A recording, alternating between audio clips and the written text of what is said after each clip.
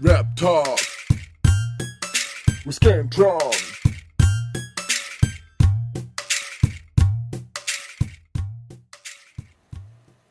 Hello there once again. This is Scantron Jones drinking this Coke to help me wake up. I've been thinking about this topic all night.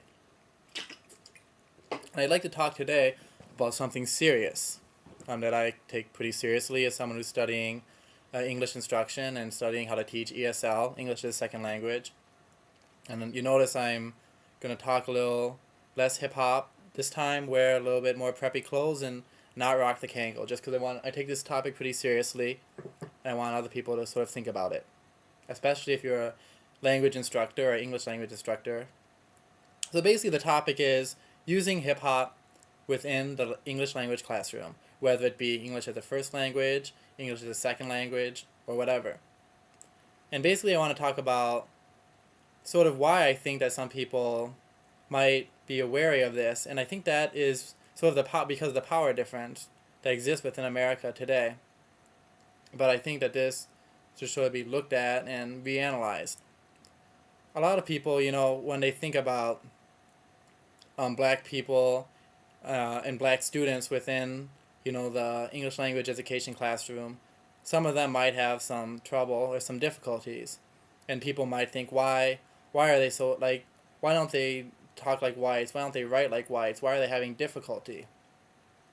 And I know this isn't every African American within America, but there's been a separation of white English and African American vernacular English within the history of the United States.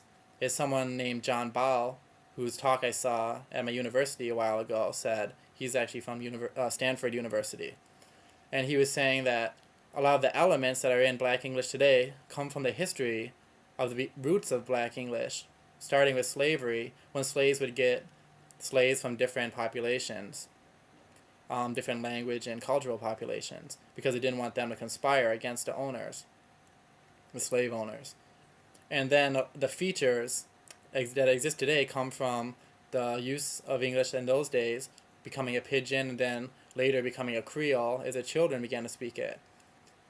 And so this sort of understanding that blacks should speak white English because that's the proper way, it's not because they don't know how to do it.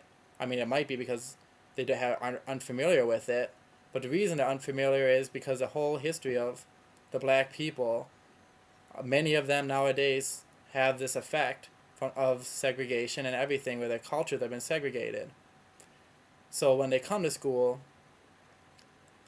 such as the Ebonics case a few years ago, when people, educators saw that when they had students come from Asia or come from Europe or South America or Africa or wherever, and they're not used to English language usage, maybe they're not fluent in English, they'll get extra funding for their English instruction programs to incorporate ESL as a way of scaffolding their students' English as a second language instruction. But when they have black students who as well aren't familiar with the dialect or variety of English being taught within the school, or the state standards hold and assess, then they do not get this extra funding. And I think a lot of people think, of course, the blacks, they need to talk like the whites, that's the way, that's the better way, that's the best way, and that's the standard way. The reason it's the standard way, in some people's opinion, and the reason that it's in the state standards, and the reason that a lot of people consider it to be the best way, is because of this power difference. So basically, because the white people hold the power and the black people don't, black people have to learn two ways to talk sometimes if they speak African American dialects of English at home. While the white people get more of a free ride. They don't have to learn anything extra.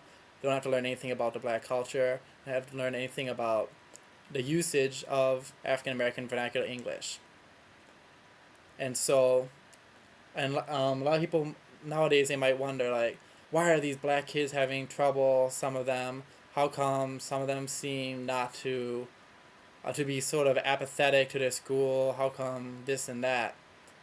And I think a power difference, and when you have this idea of your school sort of touting their own way that's different from yours is the better way and the best way, and totally ignoring your way of talking or your culture, it can create apathy within the student. And I think incorporating hip hop, which I know is not synonymous with black culture and also not synonymous, the language usage is not always African American vernacular English. Usually there's more slang, or maybe it uses the similar English to the ones that are used in the classroom. I mean, it can vary. But basically, due to the link between the African American culture and hip hop, especially in modern day society with the prevalence of hip hop in American culture today, I think that reassessing why we don't incorporate it and whether it is because of a power difference. I mean, I think most people won't have qualms bringing in books or novels that are less than 20 years old, or bringing in poetry that's less than 20 years old. But because hip hop has a culture that's 30 years old, yet we don't ever look at how to incorporate it in the classroom. And now I'd like to talk about another topic, and that is within the English as second language learner. I met a lot of people from overseas, such as Japan or Korea, who are really into hip hop. Like their whole life in their home country is based around hip hop, and they listen to it every day.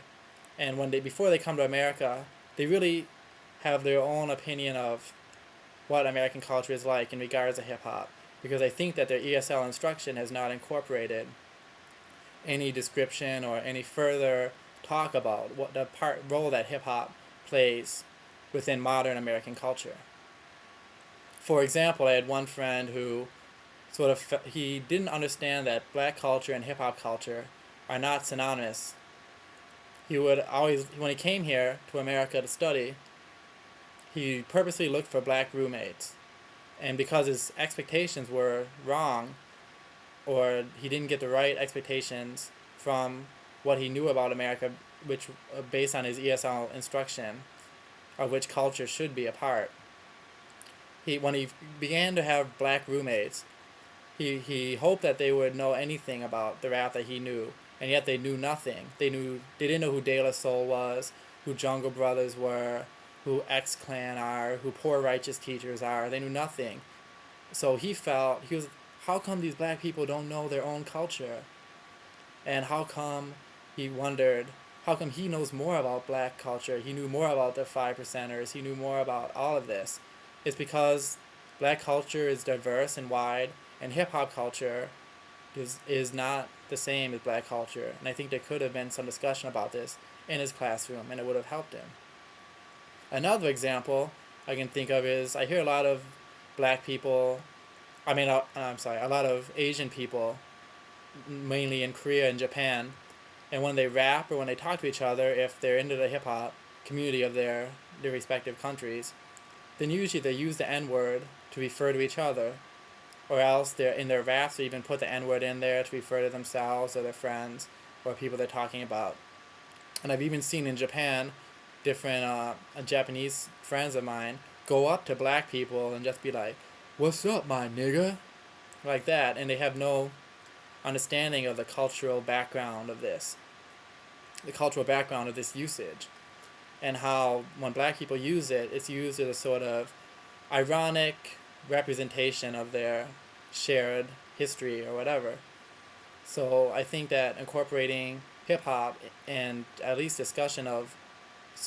more discussion of black English and of hip-hop within the English language classroom could really benefit both first language speakers and second language speakers.